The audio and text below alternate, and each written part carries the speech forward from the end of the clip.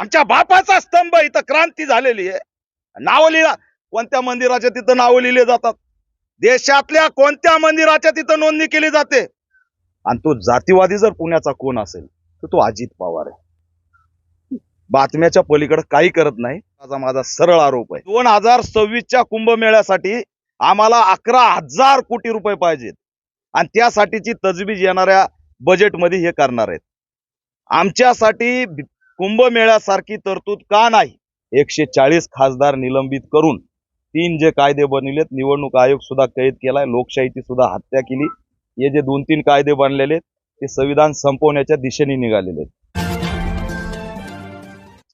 जय भारत जागृती news मध्ये आपल्या सर्वांचं स्वागत आहे. दर्शको, आपल्याला माहितीच आहे की 1 जानेवारी म्हणजे विजय स्तंभाला मानवंदना देण्याचा दिवस, परंतु आज आहे 24 तारीख आणि 24 तारीखपासून लोकांचा इथे अभिवादन देण्यासाठी लोक येत असतात. वेगवेगळ्या क्षेत्रातील लोक आलेले आहेत, गायक आलेले आहेत, वकील आलेले आहेत, इंजिनियर आलेले आहेत, तसेच सामाजिक क्षेत्रातील लोक सुद्धा आलेले आहेत. आता आपल्यासोबत ऑल इंडिया पॅन्थर सेनेचे राष्ट्रीय अध्यक्ष दीपकजी केदार आहेत. ते सुद्धा आज 24 तारखेला या ठिकाणी आलेले आहेत. त्यांनी पाहणी केलेली आहे की एकंदरीत तिथली व्यवस्था काय आहे, कशा पद्धतीने नियोजन केलं जातं.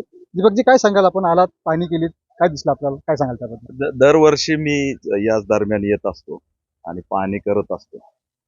गेल्या वर्षी बुक स्टॉलचा जो विषय होता ते बुक स्टॉल दुसरीकडे ठेवल्यामुळे या वर्षी काय सिच्युएशन आहे ते सुद्धा बघायला आलो. या बाजूच्या शेतीमध्ये काही ऊस होता, त्या संदर्भात सुद्धा काही तक्रारी स्थानिकांच्या होत्या, ते सुद्धा बघायला आलो. आणि आमच्या सुद्धा एक जाहीर सभा असते, त्यासाठीचं नियोजन सुद्धा या ठिकाणी असते. या वर्षी चैत्यभूमीला जवळपास 25 ते 50 लाखाच्या आसपास लोक आलेले आणि तोच आकडा पुन्हा भीमा कोरेगावला वाढण्याची शक्यता आहे. त्याच्यामुळे या ठिकाणचं नियोजन कशा पद्धतीने हे सगळं बघण्यासाठी मी आज या ठिकाणी आलो. ही जी ऊर्जा आहे, इथून लोक ऊर्जा घेऊन जात असतात. दरवर्षी या ठिकाणी लोक लाखोंचा जनसमुदाय येत असतो. आता जे शासनाने नियोजन केले त्या नियोजनाबद्दल काय सांगाल? नियोजन उदासीन आहे, ढिसाळ आहे. यांचा जो काही भीमा कोरेगावच्या क्रांतीकडे बघण्याचा प्रतिक्रांतीवाद्यांचा दृष्टिकोन आहे तो अतिशय निंदनीय आहे. आणि ज्यांच्याकडून आम्ही अपेक्षा बाळगतो ते प्रतिक्रांतीवाले आहेत. त्यांच्या डोळ्यात हा स्तंभ सलतो, त्यांच्या डोळ्यात ही क्रांती सलती आणि सुडानी पेटलेले सगळे आहेत. त्याच्यामुळे ते ढिसाळच आहे. मला एक सांगा, काल बैठक घेतली 2 दिवसात या जिल्हाधिकारी आयुक्त SP ने. ही बैठक 6 महिने आधी का होत नाही, 4 महिने आधी का होत नाही, 3 महिने आधी का होत नाही? 8 दिवस आधी बैठक घ्यायची. 50 लाख लोक येणार आहेत आणि त्याच्या नियोजनाची बैठक तुम्ही 8 दिवस आधी घेता. आम्हालाच विचारता काय करायचंय? तुम्ही IAS झालात, IPS झालात, तुम्ही असणारं सचिव आहेत, या ठिकाणचं राज्य चालवणारं सरकार आहे, नवीन सगळे आधुनिक यंत्रणा आहे, ती आम्हाला इथं काहीच दिसत नाही. सगळी उदासीनता आहे. हाल करायचे. कोणत्याही परिस्थितीत या स्तंभाकडे लोकांनी येऊ नये, अभिवादन करणाऱ्यांची संख्या कमी व्हावी, असाच या व्यवस्थेचा दृष्टिकोन राहिलेला आहे. त्याच्यामुळे या ठिकाणी आजही पाहिजे तशा सुविधा नाहीत, आजही काही हालचाल दिसत नाही. आणि त्याच्यामुळे आम्हीच लोकांनी स्वतःहून स्वतःला सावरत कितीही प्रयत्न केले रोखण्याचा, या माध्यमातून आम्ही थांबत नाहीत हे वेळोवेळी दाखवून दिलंय. त्याच्यामुळे मी महाराष्ट्राला आपल्या माध्यमातून सामाजिक संघटना, पक्ष, संस्थांना आव्हान करतोय की सरकार हे मनुवाद्यांचं आहे, त्यांच्याकडून अपेक्षा बाळगू नका. ते असणारं थट्टा करणार आहेत.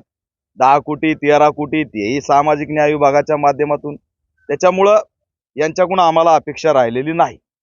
आम्हीच असणाऱ्या संस्था आणि संघटना यांना आव्हान आहे की मोठ्या प्रमाणात पुढे या. आपण जर ठरवलं तर या ठिकाणी सगळ्या समाजाची व्यवस्था आपणच करू शकतो, एवढी ताकद आहे. आता म्हणालात की विशाल व्यवस्थापन आहे, तुम्हाला काय अपेक्षित आहे? कशा पद्धतीने नियोजन व्हायला पाहिजे? आपल्याला उदाहरण देतो. 2026-2027 ला नाशिकला सिंहस्थ कुंभमेळा होणार आहे. आता 2026-27 ला किती काळ आहे? 3 वर्ष बाकी. आणि आता नाशिकच्या जिल्हाधिकाऱ्यांनी, राज्य सरकारच्या त्या ठिकाणी प्रशासनाने 11,000 कोटीचा आराखडा सादर केलेला आहे. 11,000 कोटीचा प्रस्ताव दाखल केलेला आहे की 2026च्या कुंभमेळ्यासाठी आम्हाला 11,000 कोटी रुपये पाहिजेत. आणि त्यासाठीची तजवीज येणाऱ्या बजेटमध्ये हे करणार आहेत. आमच्यासाठी कुंभमेळ्यासारखी तरतूद का नाही? 200 कोटीची केली ना. 200 कोटीमध्ये काय होतं आणि कुठं ते 200 कोटी? बातमीमध्ये अजित पवारांनी जी घोषणा केली 100-200 कोटीची काय असेल, बातमीच्या पलीकडे काय दिसतंय? आमच्या हक्काचा स्तंभ आहे, आम्हाला नोंदण्या कराव्या लागतात पोलिसांकडे. आज आमच्यासाठी 4-5 दिवस राहिलेत, नावं लिहावं लागतात. इथं नावं लिहून जा. आमच्या बापाचा स्तंभ इथं क्रांती झालेली आहे, नावं लिहा. कोणत्या मंदिराच्या तिथं नावं लिहिले जातात? देशातल्या कोणत्या मंदिराच्या तिथं नोंदणी केली जाते? हा प्रश्न विचारतो मी इथल्या कमिशनरांना, राज्य सरकारला, गृहमंत्र्याला. आम्हाला असणार म्हणजे एक उसनवारी, जे आमच्या हक्काचं तिथं उसनवारी. कसले कोणते 200 कोटी दिसत आहेत? दाखवा मला 200 कोटी. जाणीवपूर्वक 1 जानेवारी आलं की पेरणी करायची. या ठिकाणी प्लॉटिंग वाढत चालली, या ठिकाणी घरं वाढत चाललेत. आज हे जर वाढत गेलं तर आम्हाला उभा राहायला जागा राहणार आहे का? 500 एकरचं भूसंपादन होत नाही? 350 एकरचं भूसंपादन नाशिक मध्ये केलं जातं कुंभमेळ्याला. 5,500 कोटी त्या ठिकाणी देण्याची तरतूद केली जाते. एवढ्या वर्षात का अजित पवारांनी यांनी असणाऱ्या या सरकारने इथं भूसंपादन करून ही जमीन स्तंभाच्या ताब्यात दिली नाही? कोणाची हिंमत आहे इथं पेरण्याची? आम्हाला दरवेळेस मीटिंग मध्ये सांगावं लागतं, हे पेरलंय काढा, ते पेरलंय काढा, हे उभा राहिलंय काढा. किती दिवस चालणार आहे? त्याच्यामुळे या स्तंभाबद्दल या व्यवस्थेची उदासीनता आहे. फक्त पेपरवर बातम्या आहेत, याच्या पलीकडे काही नाहीये. ते दिलेले जे काही जेवणासाठी निविदा काढले, निविदा काढायचं कारण काय? काय या जगाला सांगता आम्ही जेवायला देऊ लागलो? टेंडर काढताय, ते बी बातम्यामध्ये टेंडर छापताय की या अनुयायाला जेवण्यासाठी आम्ही 60 लाख रुपये देतो. ही पद्धत आहे? नाही, पण ती अनुयायाची सोय करतात ना. अनुयायाची सोय शिक्षणातून. मग आम्हाला सरसकट फेलोशिप द्या म्हणून 100 दिवसापासून विद्यार्थी बसलेत. बार्टी त्यातून तरतूद करणार आहे? त्यांना कोणी सांगितलंय? 16,000 कोटी रुपये सामाजिक न्याय विभागासाठी तुम्ही देता, 1,000 कोटी का वाढवत नाही? आम्ही म्हणतो फक्त 1,000 कोटीमध्ये दीक्षाभूमी घ्या, चैत्यभूमी घ्या, भीमा कोरेगाव, 3 ठिकाणी तुम्ही 1,000 कोटीची तरतूद का करत नाही? 16,000 कोटीला 17,000 कोटी करा.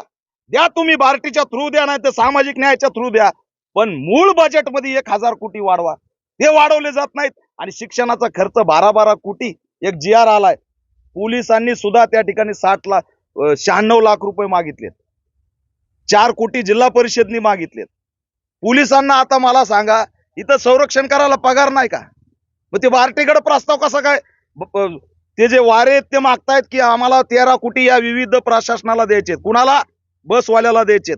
कुणाला द्यायचेत? पोलिसांना द्यायचेत. कुणाला द्यायचेत? महानगरपालिकेच्या लोकांना द्यायचेत. कुणाला द्यायचेत? झेडपीला द्यायचेत. किती? 13 कोटी रुपये. आणि त्याचं पत्र अर्थमंत्र्याकडे ते निधी वर्ग करण्यासाठी वारे पाठवतात. काय चाललंय? पगार नाही का? डिपार्टमेंटमध्ये फरक झालाय भीमा कोरेगावसाठी का? परिवहन मंत्री या ठिकाणी फुकट आम्हाला सुविधा देऊ शकत नाही? महानगरपालिका का? पोलीस यंत्रणा फुकट संरक्षण करू शकत नाही का? जिल्हा परिषदेचं या ठिकाणी जे संडास बाथरूम काय उभा करतायत ते फुकट का केले जात नाहीत? म्हणजे हे निधी सुद्धा सामाजिक न्याय विभागातून वळवला जातो, अशी गंभीर स्थिती आहे. त्याच्यामुळं बातम्याच्या पलीकडे 1 रुपया कुणी दिलेला नाही. उलट स्तंभ धोक्यात आणण्याचं जास्त काम या ठिकाणी सुरू झालेलं आहे. मी जास्त काही बोलणार नाही. लाखो अनुयायी येत आहेत, त्याच्यामुळे ते अभिवादन करायला येणार आहेत. मला त्याच्यामध्ये बिलकुल कसल्याही पद्धतीचा अडथळा आणायचा नाही. नाही, लाखो अनुयायी या ठिकाणी येत असतात, तर येणाऱ्या अनुयायांना आपण एक पॅन्थर म्हणून त्यांना काय आव्हान करा? त्यांना आवाहन करेल की मनुवाद्यांच्या व्यवस्थेला उद्ध्वस्त करण्याची शपथ या भीमा कोरेगावच्या विजयस्तंभापासून या ठिकाणी आपण घेतली पाहिजे. जोपर्यंत ही व्यवस्था ही भीक मागायला लावणारी व्यवस्था आहे, आमच्या हक्काला सुद्धा भीक मानायला निघालेली आहे, तर सामाजिक न्याय विभाग या ठिकाणचं सरकार हे आम्हाला भीक मागायला लावतंय. ही अवस्था जर बदलायची असेल तर मी पॅन्थर म्हणून आव्हान करतोय की येणाऱ्या काळात या ठिकाणी बदल केल्याशिवाय आता आपल्याला पर्याय नाही. ही व्यवस्था आपली नाहीये आणि त्याच्यामुळं आज ही स्थिती आहे. का? ही नदी आहे भीमा नदी. एवढं सुंदर जर केलं, एक 5,000 कोटी रुपये जर घातले, तर सगळ्यात चांगला स्पॉट तयार होऊ शकतो. गुजरातला होतं. ते गुजरातला होईल ना, गुजरातला होईल. इथं कसं होणार आहे? ते नाशिकला होईल, त्या नदीकाठी ते वाहून का जाय ना पुरात, पण तिथं होईल. इथं म्हणलं की अंगाव काटा. जातीयता संपली का 70 वर्षात? त्याचं उदाहरण आहे. साधू ग्रामसाठी त्या ठिकाणी जमीन संपादन केली जाते 350 कोटी, 350 एकर. कशासाठी? कुंभमेळ्यात. आज आमचे भंतीजी वंदनीय नाहीत का? आमच्यासाठी भंतीजी वंदनीय नाहीत का? का या भागामध्ये त्यांना राहण्यास 1 दिवस 2 दिवस राहण्यासाठी निवास नाहीत? त्यांना असणारं यावं लागतं, या गर्दीमध्ये थक्के खात जावं लागतं. ते इथं येऊन थांबू शकत नाहीत. त्यांना असणारं इथं प्रबोधन करता येत नाही, त्याचं कोणतं नियोजन नाही. ही स्थिती या ठिकाणी निर्माण झाली. या नदीला धरून एक मोठा प्रोजेक्ट उभा राहू शकतो. हे भूसंपादन होणं गरजेचं आहे. पण झालंय काय? वारे नावाचं एक उभा केलंय आणि आम्हाला म्हणते जा आणि त्यांना शिव्या द्या. आता त्यांना काय बोलाव तर ते डोळे झाकल्याच्या पलीकडे काही करीत नाही. त्याच्यामुळे त्याला पण मी भेटून आलोय. आमचा फक्त या ठिकाणी दिसणारा दृष्टिकोन एक आहे की तो खांदा आहे आणि त्या खांद्यावरती बंदूक ठेवून आमच्यावरती असणारं चालवण्याचं काम, हा ट्रिगर जो आहे ना, तो जातीवाद्यांच्या हातात आहे. आणि तो जातीवादी जर पुण्याचा कोण असेल तर तो अजित पवार आहे. बातम्याच्या पलीकडे काही करत नाही. या ठिकाणी भीमा कोरेगावला अजित पवार जातीय मानसिकतेतून पालकमंत्री आता या ढिसाळ कारभार करण्याचं काम करतो, असा माझा सरळ आरोप आहे. आणि ही जी बंदूक आहे वारेच्या खांद्यावर, हीच या फडणवीस अजित पवार यांच्या हातातली आहे. बाकी दुसरं काही नाहीये. त्यांना उभा केलंय आणि चालवलं जात आहे. कालच्या जिल्हाधिकाऱ्याच्या मीटिंग मध्ये देशमुख म्हणाले की आम्ही खूप चांगली व्यवस्था केलेली आहे आणि पुढे करणार आहोत. अहो, चांगली व्यवस्था हे शब्द आहेत, त्याच्या पलीकडे काय व्यवस्था? तुम्हाला काय दिसतंय का इथं व्यवस्था? मला ते बुलडोझरच्या पलीकडे काय दिसेना. आणि हे बुलडोझर साफ करायला तुम्हाला माहिती का, मी तुम्हाला GR देतो. 96 लाख रुपये सार्वजनिक बांधकाम विभागाला वर्ग करायचे बार्टीला. किती? कशासाठी? हे बुलडोझर चालवण्यासाठी. 96 लाखाचं काम आहे बुलडोझर चालवणं. आणि जिल्हाधिकारी म्हणतायत की आम्ही असणार सुविधा देतोय. त्या मीटिंगला आवर्जून तुम्ही बघा, तुम्ही मीडियावाले होते. सगळेजण त्या असणाऱ्या डिपार्टमेंट बद्दल, त्या अधिकाऱ्याबद्दल तिथं तक्रार करतायत. का त्याच्या हकलपट्टीचा आतापर्यंत अहवाल तयार झाला नाही? का कुणाचा राजीनामा घेतला नाही? एवढी असणारी उद्रेकी भावना कार्यकर्त्यामध्ये का भूमिका घेतली नाही? त्यामुळे हे लागतात यांना. आमची सशे होलपट केली जाते, अवमान केला जातो. का? मतासाठी आम्ही तेवढे कॅपेबल नसू आणि संघटित झालोत की यांना छळायचं हे कायम ठरलेलं आहे. आज मुंबईच्या चैत्यभूमीच्या वेळेस मी आंदोलन केलं. जे आंदोलन केलं तिथं सुविधा मिळाव्यात म्हणून केलं. त्या ठिकाणी महानगरपालिकेचे चेहल आहेत, त्यांनी तिथं भूमिका घेतली. चांगल्या पद्धतीने सुविधा सुरू झाली. इथं काय प्रॉब्लेम आहे? का इथं ग्रीन कार्पेट नाही? का इथं हिताले जे शेड आहेत अनुयायांसाठी थांबण्यासाठी, ते वॉटरप्रूफ शेड का नाहीत? उघड्यावरच राहावं लागणार. चला निघा, चला निघा, हेच चालणार. नाही, चैत्यभूमीला, दीक्षाभूमीला आणि भीमा कोरेगावला लाखोंचा जनसमुदाय येत असतो. त्याचं रूपांतर हे अनेक वाटतं, असं वाटतं की त्याचं मतात रूपांतर झालं पाहिजे. ते एकत्रितरित्या होत नाही. काय आव्हान कराल तुम्ही याचं? नाही, होईल, यावेळेस होईल. लोकांना कळालंय आणि मी पण सांगतोय की हे शेवटचं वर्ष आहे. आता जर जागे झाले नाही तर संविधान उद्ध्वस्त झाल्याशिवाय राहणार नाही. 140 खासदार निलंबित करून 3 जे कायदे बनविलेत, निवडणूक आयोग सुद्धा कैद केलाय, लोकशाहीची सुद्धा हत्या केली. हे जे 2-3 कायदे बनलेले ते संविधान संपवण्याच्या दिशेने निघालेले आहेत. त्याच्यामुळे या 2-3 महिन्यात समाजाने, बहुजनवादी, संविधानवादी, आंबेडकरवादी सर्व घटकांनी जाग होऊन ही व्यवस्था मुळासकट उपटून फेकण्याचं काम, ज्या पद्धतीने तो काळ सिद्धनाथ महाराजचा लढाईचा होता, आजचा काळ मतदानाच्या लढाईचा आहे. आणि या मतदानाच्या लढाईच्या माध्यमातून पुन्हा एकदा ही पेशव्याची व्यवस्था उद्ध्वस्त करण्याची वेळ आपल्यावरती आलेली आहे.